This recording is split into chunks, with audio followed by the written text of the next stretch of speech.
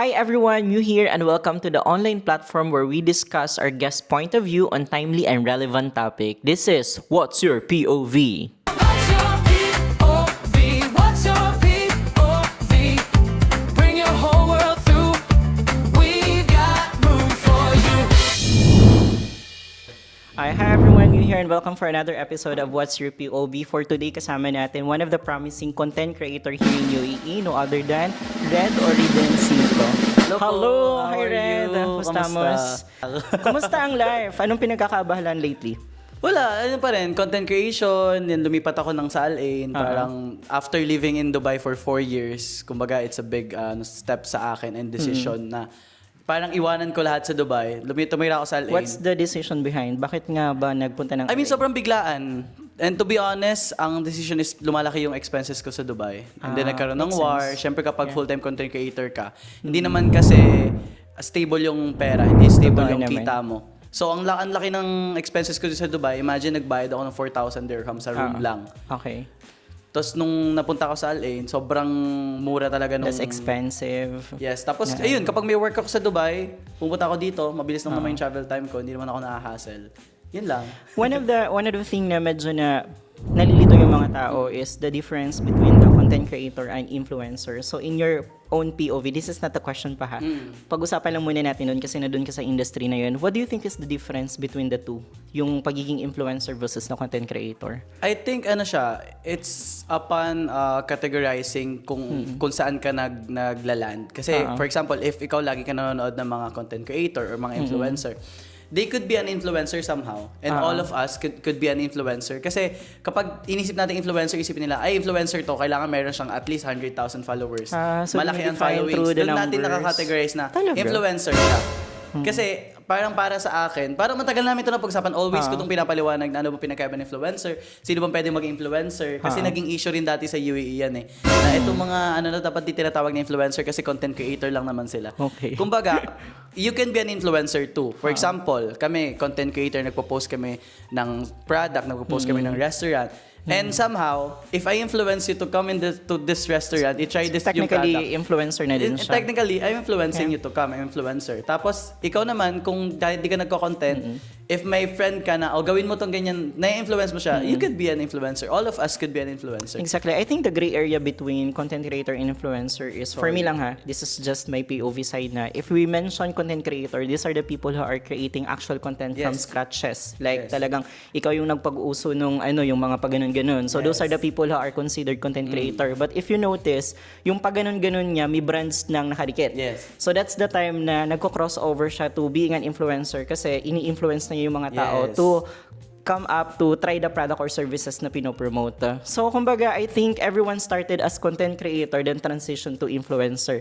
Pero if you ask me I like personally, that. no, I see you more as an influencer right now. Kasi majority of your content are more on brand related na. So, for me, kung ako lang tatanungin, mas nasa influencer ka na more than content creator. Parang So, babaguhin ko po yung introduction. Kasama po natin one of the promising influencer. Ayun na pala, iba na siya. Tinanong nila ako kanina, ano bang ililabel namin sa'yo? Content creator, influencer. Naging issue kasi sa UAE, di ba? Kaya nasabi ko parang mostly ng mga tao dito nagkaroon ng issue na, ba't kasi tinawag na influencer? Nagkakaroon kasi ng heavy responsibility and acknowledgement ang mga content creator pag tinawag mo daw na influencer. So, nung tinanong mo kanina, sabi ko, content creator na lang. It depends na lang sa'yo on how you see me as a person. Tsaka I think kasi people have this mindset to compare every individual to a bigger person. Yes. Kasi pag sa influencer, Always. parang ang pumapasok agad sa kanila is heart evangelista, which being compared with branded Meron pa nga dyan, items. influencer pala yan, hindi ko naman siya kilala. So, parang kapag pwede siya mag-influencer, sad. basta kilala mo siya. Well, the root cause of everything is insecurity Yeah. for me ha. So, feeling ko the people who are tend to question things are those people talaga na mga fans mo. So, consider them as a fans. Anyways, Thank you so much.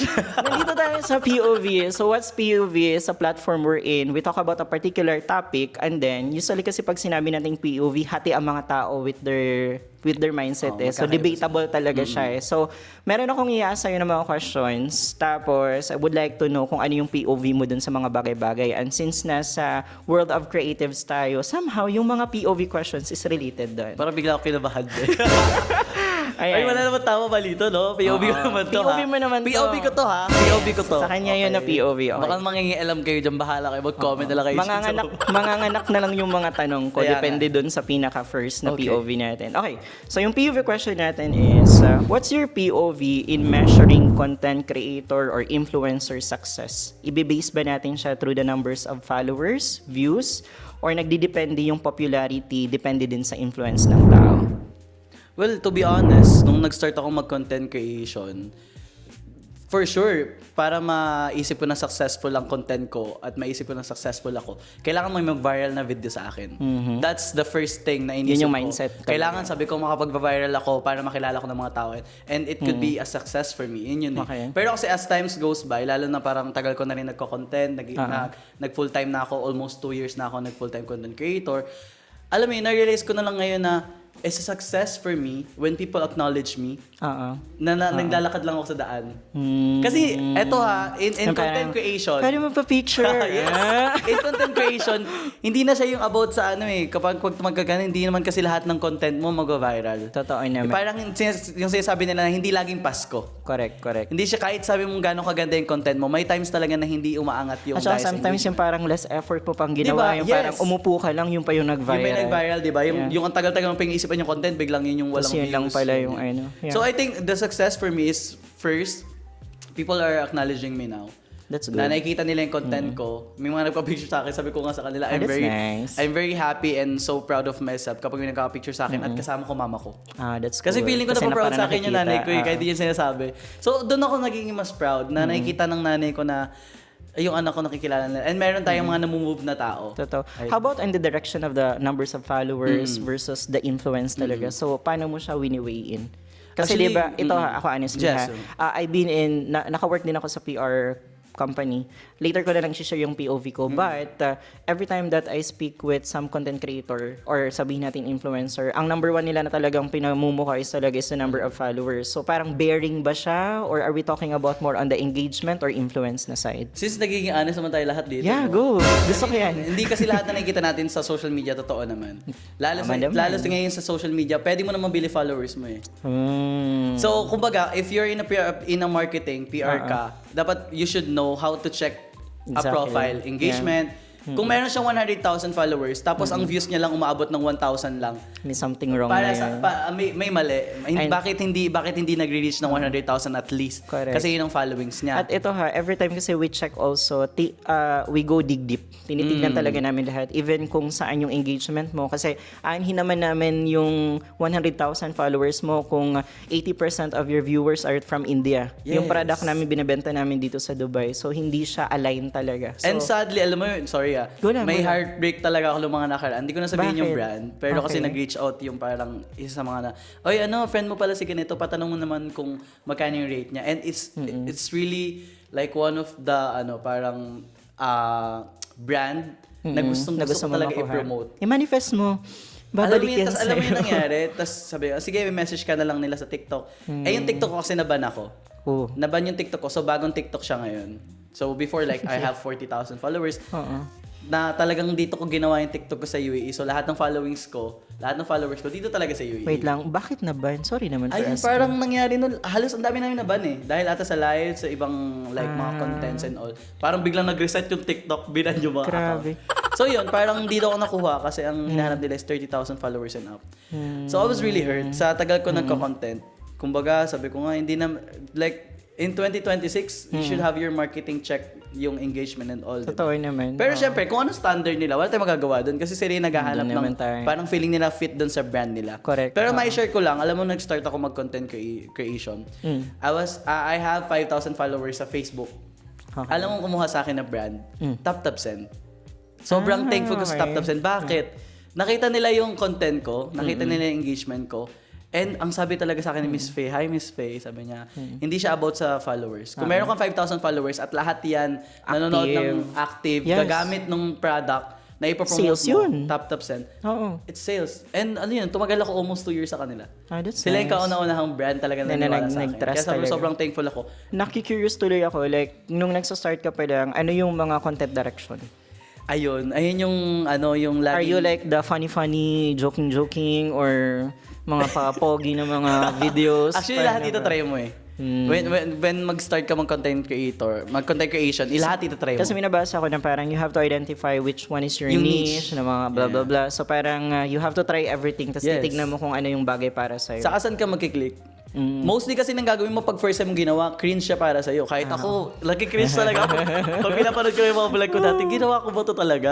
Pero kasi it's a process eh. Doon ko nakita yung content ko, doon ko nakita yung sarili ko, yung niche ko, na nakilala ko sa food vlog, nakilala ko sa travel, sa daily vlog, on how I narrate or kwento yung buhay ko dito sa UAE. Kasi parang sabi ko nga, isa sa mga reason bakit ako nag-vlog. Siyempre, hiwalay na yung pagiging famous or sa pera. It's to to let them know or to give them the situation of an Gen Z OFW na nasa ibang bansa. May mga reserve pa ako dito mga question. Sige. Usually, we only ask one POV question, pero the conversation is getting interesting. Yes. Gusto ko lang siyang itanong din kasi medyo, medyo juicy siya na type of conversation. Marami Ito ba kasi, yung mababash ako, ganun? pwede naman, yun yung goal natin. Pag nabash ka, ibig sabihin Mas marami engagement. oo. Thank you po. Okay. Joke lang. So, ready ka na. Okay. Ayan. So, ano naman yung POV mo dun sa mga creators na or influencer that they are changing their personality or lifestyle to meet lang yung parang gusto ng mga tao na mapanood sa kanila. Like, adapting on a situation versus losing yung pagiging authentic ng tao. Okay. Medyo ang ganda ng tanong, no? Diba? Kasi Kasi, parang hindi ka funny pero oo. kailangan ko maging funny sa Yes. camera. O di kaya, uso ngayon ang mga naka Louis Vuitton. I should flex Louis Vuitton. Pero nagkautang-utang ka na pala. So, ano yung masisay mo sa mga ganong setup? Ano lang yan, parang it could be two reason or magiging dalawang dahilan. Unang-una is, di ba pag nasa camera tayo, nagiging conscious tayo sa itsura natin, nagiging conscious tayo sa sasabihin natin. Kasi alam natin maraming makakapanood. Oo. Pero pag walang camera, may mga friends tayo, doon nila nakikita yung sariling yung tayo, Yung reality parang tayo. mo talaga. Meron kasi talaga tayong mga thoughts at mga gustong gawin na hindi naman pwedeng ipakita Pang-public. sa social media. Lalo dito sa UAE. Di ba may mga pag-usapan tayo ng mga bagay na hindi mo naman pwede ipakita. Truth. So I think somehow, Pero how about the change part? Like the change part, that do you really have to change your physical perspective o di kaya yung lifestyle mo just to please the people around the online community? doon na siguro papasok yung moral mo sa sarili mo, I think. Kasi Ikaw ba personally, nag-change ba or hindi na? throughout the years for sure. Kasi I need to be presentable sa camera. So, kailangan ko pangalagaan sarili The way ko. you dress, no? Yes, the way I Importante. dress. Dati nakakalabas naman ako nang di ako naliligo. Ngayon, paglalabas ako, kailangan nakaayos ako. Siyempre kasi nagpapapicture na. Kumbaga yun. Depende yun kung if this content creation will make you to be a better person or not. Pero how about, I think more than the physical, accepted ko yan eh. Kasi nagbabago naman talaga tayo physically. Pero yung personal, yung parang, hindi naman siya dati ganun. Bakit ganun na siya mag-act or whatsoever? What do you think about those type of influencer or content creator na nagiging ganun? Well, sa social media, you cannot say na lahat na nakikita mo totoo. And hindi naman porket ginawa niya yan, parang like, ginagawa niya talaga. Chika mo. Siguro binabago nila yung sarili nila. Okay. Dahil nga, Yun nga yung parang gusto para nilang maging funny or maging gusto funny nilang and all. maging Pero somehow, kung ano man yung pinapakita ng social media at natutuwa yung mga tao sa kanila, yung effect ng tao, yung effect nila sa tao, kung nakapasin nila yung tao, I think it's fine. Kasi It's somehow, okay. if we're just being positive naman with this kind of situation, pwede rin naman kasi yung mga extrovert na nagiging, Yes. nagiging introvert, tama ba? Extrovert to introvert. I give an example, the Laudi family, di ba? Before, ayaw ng family niya na maging ganun siya, pero nakita nila yung positive impact na nagiging joyful yung tao. So, why not go for it? Yun naman yung positive spectrum for that. Meron akong isang question na medyo, may pagka-showbiz siya ng konti. I just want to know lang kung ano yung magiging POV me with this situation. There's a lot of things kasi online na syempre pinopromote na natin. And two-sword kasi siya eh. So, yung first sword is you're promoting a particular brand or product or service na talagang, wow, ang ganda, blah, blah, blah. But when people try it, it's the other way around.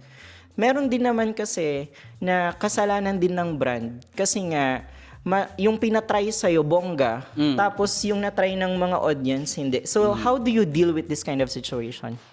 Unang-una, pag nag-vlog kami, lalo sa restaurant, lagi ko sinasabi sa may-ari, Ma'am, kung ano yung para sa akin. Oo. Yun yung sabihin ko. Lalo sa food. Sobrang lawak ng ano natin sa food. Magkakaiba tayo ng panlasa. taste buds and It could be masarap sa akin, sa'yo hindi. Maalat sa akin, hindi naman sa'yo. Correct. So iba-iba tayo ng panlasa. Parang kumbaga dapat ilagay na natin sa utak natin na pagkain, iba-iba tayo ng panlasa.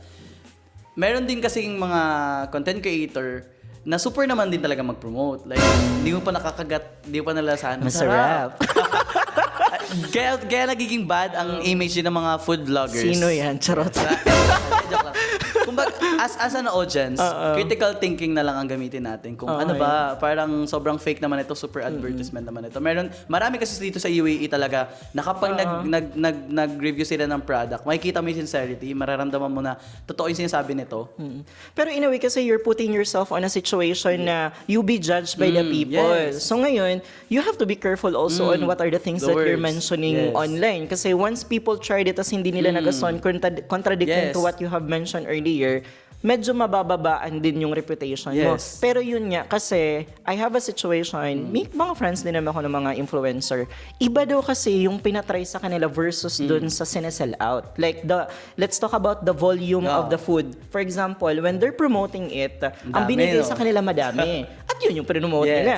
Pero when it was actually served to the people, mas maliit na siya. So how do you deal this kind of situation na parang, hala, ito yung prinomote ko, tas later on binago nila, hindi dapat ako ang mabiblame dito, yung restaurant or whatsoever.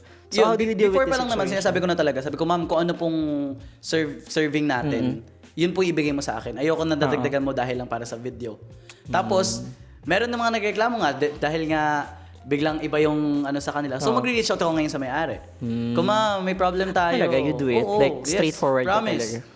Sabi ko, may problem tayo. Sabi ko, kasi ganito yung serving mo sa akin eh. Tapos pagdating dito sa customer is, konti lang. Meron naman talaga nakakatawa, na matatawa ka na maiinis ka sa mga comments. Bakit? For example, may pinomote ako unlimited. Sabihin Okay. natin seafood. So, ibibigay sa'yo lahat ng seafood and all. Sabihin natin, 4 kami doon. So, bibigyan ka ng maraming serving. Na umpisa pa lang, maraming serving. Ngayon, may mga pumunta customer. Isa lang siya, mag-isa lang, dalawa. Nagagalit siya ngayon. Kasi daw, hindi naman daw siya binigyan ng katulad ng serving ko. Unlimited ha. So gusto niya, ang ibigay pala sa kanya, malaking plato rin na nandun yung seafood. Mauubos. Mauubos mo ba? Unlimited Ano naman, pwede ka manghingi. Comprehension ba? Di ba? Minsan, ano mo yung sarili mo, On a nasasagutin business ko ba to? perspective, hindi mo naman pwedeng ilataglat kasi baka masayang lang yung Sa food. video rin naman, di mo naman pwede, ganito, explain mo. Kasi sa 1 minute video, hindi Yeah. pa nga yan tinatapos ng tao eh. Totoo Imagine mo, naman. even job hiring you want, minsan kasi meron ako mga nakikitang job hiring lang sa nakapost. Gusto ko lang i-broadcast lang para sa mga maraming walang kasing trabaho. So ngayon, eto naiisip ko nakakatawa. For example, ako yung nanonood, may nakita ko. Naghahanap ba kayo ng trabaho? Ay, feeling ko, pinopost nila yung video, tapos magkakaroon sila, ano pong work? Ano pong requirements? Feeling ko ganun eh. Ang ginagawa nila para lang maintindihan ko na bakit di nila naiintindihan yung video na Tagalog na nandun na lahat ng explain na information. nga lahat. Feeling ko, ay ipopost ko to kasi naghahanap akong trabaho. Post ko yung video, di ko papanoorin, magtatanong lang ako sa comment section. Mababa din kasi talaga ngayon ang pasensya ng mga tao in terms of Sa watch video. views Pero kasi, and di ba, everything. you're investing eh. Mag-invest ka naman sa wala pang 1 minute na video. You're looking for a job. Yeah. Wala akong trabaho. Maybe this 1 minute video will help me. Ano kaya mga hiring? Ano kaya ang requirements? Saan kaya mag-send? Anyways, ikaw naging informative ka lang naman. Nagbigay ka lang dito. So, ikaw pa yung nasisi. Ako pa yung ako pa yung nai-stress, di ba? Parang gusto ko lang i-share sa inyo may job hiring o para sa mga ano natin. Nakikurious ako, how do you deal with your clients? I'm talking about the brands and companies na nagli-link sa'yo. Have you encountered na parang ikaw na mismo yung nag-no because may morals ka na hindi bagay dun sa product na yun or whatsoever? Like, can you cite an example without even mentioning the brand? So parang hindi siya align dun sa ano mo, ikaw yung nag-no. How do you deal with the power of saying no? Na parang polite way of saying no. Okay, magbigay mo na ako example. Sure. Gambling app. Oh. So, nung pumuwi ako ng Pilipinas, may mga nag-email sa akin na gusto nila akong mag-promote ng sugal. And in my moral, ayoko. Hindi mo siya Kahit gano'n pa kaya. kalaki yan. Tempting ang offer eh. Isang video lang, tas meron kang ganitong 100,000 pesos. Oh. So, malaki siya, tempting siya. Pero hindi nagdunaw ako Hindi sa kaya. kanila. Oo. Yun. Tapos yung iba naman, nagdunaw ako. Ano kasi, as an influencer, as a content creator, I need to choose the, tawag dito, the brands na ipropromote ko, ipapakita ko sa mga tao. Red na sa influencer category ka na talaga. Kasi may mga endorsement na ng mga nangyayari. Actually. Alam mo, masyado mong dinadown lang yung sarili mo. Hayaan mo silang mag-isip. Bahala na kayo mag-label. At least ako na mismo nang sabi, nasa influencer category ka na. Anyways, parang I just want to know yung POV mo on in this particular topic. So what's your POV naman about yung time ng control in terms of creating content? Focus tayo sa content. Like, the personal things that you can share online. Like, ano for you yung red flag na? Ano sa'yo yung dapat may limit na? Like, kailangan ba talaga pati yung pigsa mo ipakita mo online kasi you're healing it? Alam mo yan, yung mga bagay na yun. Like, ano yung mga hindi na dapat i-share versus yung pwede mo pa siyang i-share? Kumbaga yung limit para sa'yo. Mostly kasi sa atin, lalo pag sobrang overwhelming na nangyayari sa buhay natin, we want to share to people. Lahat na, no? 'Di ba? Kahit sobrang saya natin, gusto natin i-share sa people. Sobrang lungkot natin, we want some attention and validation from them. So, I think nagiging sobra na siya kapag sobrang personal na talaga ng as in sobrang personal Like, na at hindi na siya Can you cite like how personal is? Kasi iba yung definition ng personal ng ibang tao. Like in your bagay. POV. Yun nga yun nag-iiba kasi kung paano mo siya tignan isang bagay. Ay, ganito na lang. Ano yung Para sa akin yung personal. Yung like for parang- example na lang, like in your POV perspective, ano yung personal thing na parang never mo i-share online if ever that happen? Siguro never kong i-share online. Yung mga ano pa, ano kasi ako very, hindi ako Yaman, open na ganun. about sa family siguro. Mga family conflict. Family ganun. conflict. Pero alam mo, nung umuwi ako ng Pilipinas, first time ko mag-share talaga na nag-reconnect ako sa tatay ko after 4 years. Yung meron ako nag-viral na content na mostly yung mga nag-comment doon, na-appreciate nila yung content. Kasi nangyayari siya sa totoong buhay, lalo yung sa tatay at saka sa anak. Oo. And I think kasi one of the thing na gusto talaga ng mga tao is yung pagiging authentic. So, depende siguro sa latag. Oo. Kung yung latag mo naman, you share a personal things, but it's more on for positivity purposes, go for it. Pero kung parang it will cause more negativity, you have to assess yourself. Lalo niyan, kunyari may jowa ka, tapos nag-away kayo, pinost mo siya, tapos magkakabalikan kayo. Sinaan mo na siya sa ibang tao, Award. na-expose mo na siya, tapos magkabalikan kayo. Ano yun? Para siguro yun na lang siguro yung sagot ko. Could be, no? Diba? Yun na lang siguro yung sagot ko. Yung conflict yun ng safe pala. expose mo siya. So don't worry, pag naging jowa nyo po sa Red, safe kayo sa mga issue. Kasi kung ano yung ganun. Uy, that's one of the stigma na parang I don't want to be in a relationship with an influencer or content creator Actually, kasi nahihirapan akong there maghanap might ng be so hiring ka ngayon ng Hindi naman sa ganun. naghahanap, pero nahihirapan ako So, na... sino siya? Maging... Charot. May kasama pala tayong parang nahihirapan ako makamit ng tao na... Na parang, Kasi... Sabi ko nga, ano ba to? Sabi ko sa friend ko, ano ba to? Parang naman ako artista. Pag kilala ko, hindi parang, pag kunyari, may nakachat Claim it? ako, or may nagchat sa akin, alam na nila agad na nag-vlog ako. So And I don't parang want that to happen. the level of conversation that you want is gusto mo tao Yes, ta tao. Pero parang yun nangyayari hello, parang, napapanood kita mag-vlog. So, nag-iiba na yung interest. Hindi na siya, siguro baka hindi na ako nagustuhan nito kasi as kung ano so ako. gusto mo or ng sino. mga organic Yung encounter. organic encounter. Like, Tambay ka dun sa charot. magkakabanggaan. Tapos may slow music. Fantasy do. We will never know, di ba? On what extent you're willing to have collaboration with someone? Like, ano yung mga red flag na category mo na, I don't wanna collaborate with this person dahil, bakit ba? Dahil ganito ba ang type of content niya? Or are you basing it to personality? Or hindi mo lang talaga trip yung tao? Actually, sa content creation ha, para tayong para tayong mga artista. Kumbaga showbiz. Yeah. E-celeb style. di ba? Ako personally, wala akong masyadong talagang super close na mga influencers or content creator dito sa UAE. Really? Kasi I limit myself. Na masama ka sa isang circle, then after nun. Alam mo kasi Di ba showbiz kasi, maraming Showbiz grupo-grupo di ba? din eh. Oo. Pero wala akong sinasabing masama sa mga grupo-grupo ha. Baka misinterpret tayo. Yung gusto ko mag-erase ng mga issue. Yung edit, iba yung edit to. Anyways, ano yun, parang wala naman akong problema kung like may mga group eh. Pero kasi ako, You personally, do it independent talaga. independently. Kung meron ako maging friend, yung like nagkita kami, hi, hello, kamustahan. Pero not in extent na nag-share na ako ng something, tawag dito, personal. Parang personal na mga things. Oh. Tas yun, Saka ang about hirap sa sa mundo nyo. Kasi Ang hirap, no? konting ibot chismis. Konting ibot, yes. Na parang, let's say, for example, wala ka na bang right na pag nagising ka in the morning, you feel bad pa, Yes. tapos nagtaray ka lang ng konti, doon na yung Doon na papasok yung responsibility kasi meron kang platform eh.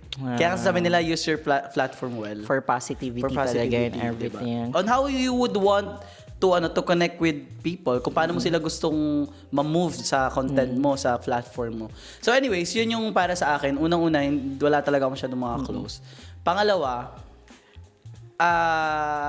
siguro ang nagnano ako based din sa ugali. Kasi pag nakasama ko ang tao, may mga naririnig kasi ako about, kunyari, for example, this person, ay, si ganito, ganyan yan. Pero hindi kita mapaniwalaan kasi hindi ko naman kilala yung tao.